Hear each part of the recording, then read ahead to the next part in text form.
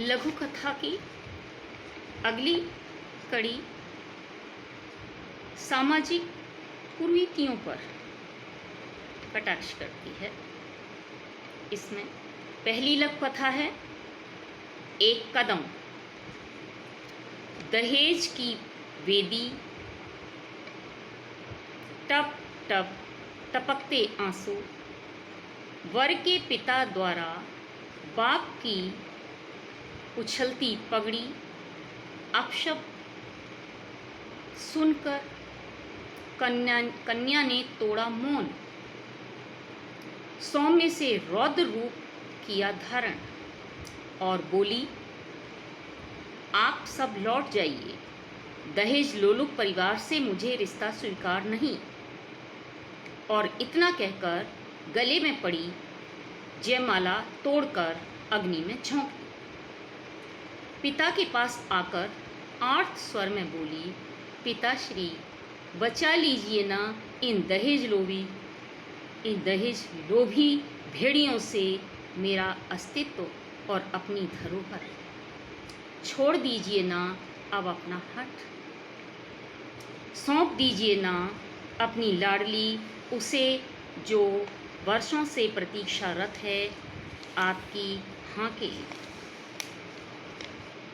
बेटी ने पगड़ी पिता के सिर पर रख दी।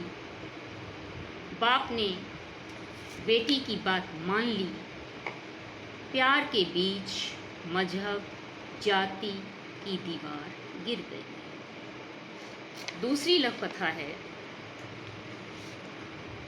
कैसा बंधन।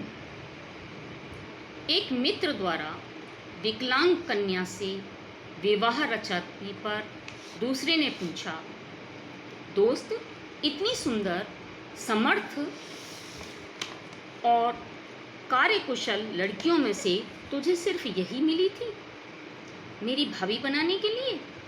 मित्र बोला, तुम घाट घाट का पानी पीने वाले क्या समझोगे इस बंधन को? प्यार का बंधन दिल से होता है, शरीर से नहीं। अगली है प्रतीक्षा। लगभग 20 दिन से सैलानियों का आवागमन हो रहा था इस पर्वतीय क्षेत्र में। अनेक शहरी पर्यटक आते हैं ग्रीष्मकाल में और अवकाश बिताकर ऐशो आराम की जिंदगी जीकर चले जाते हैं। वह प्रतिदिन एक नियत स्थान पर बैठकर निहारती रहती है यूं ही पर्यटकों के आने की राह को। सूर्य अस्त हो रहा था कि उसकी चचेरी बहन ने आकर उसे झकझोरा और कहा, अरे आस्था तू यहाँ बैठी है और मैं तुझे ढूंढती फिर रही हूँ, जल्दी चल, वहाँ गोद भराई की रस्म होने वाली है। किंतु आस्था सोचने लगी कि वह कैसे बताए किसी को कि उसकी गोद भराई की रस्म तो क्या, शादी ही हो चुकी है 2 वर्ष पहले उस शहरी बाबू से। नौकरी। अब तीसरी लघु कथा है नौकरी। एक कंपनी में इंटरव्यू देकर निकली अपनी सहेली स्वीटी को जब रीटा ने बधाई दी तो स्वीटी की पलकों पर अश्रु तैरने लगे। रीटा ने कहा, अरे स्वीटी तुझे तो खुश होना चाहिए, तू खुश नहीं है?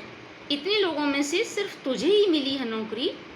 अब तो बीमार माँ का इलाज करा लेगी, भाई को पढ़ा लेगी। स्वीटी के मुख से इतना ही निकला, हाँ नौकरी तो मिल गई किंतु सब कुछ लुट गया। धन्यवाद।